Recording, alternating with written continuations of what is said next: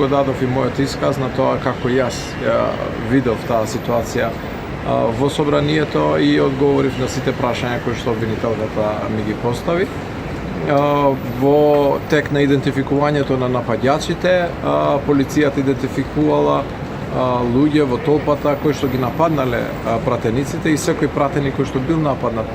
во текот на станите на 27 април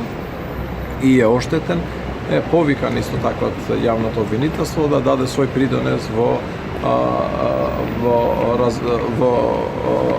случајов. Тоа што се деси на 27 април беше иницијатива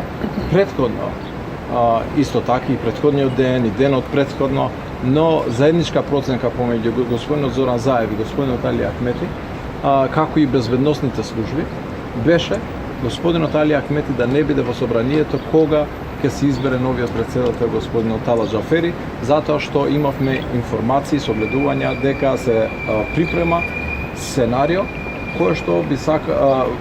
би имало за цел да му наштети на меѓуетничката кохезија во земјава и да предизвика конфликт помеѓу албанците и македонците.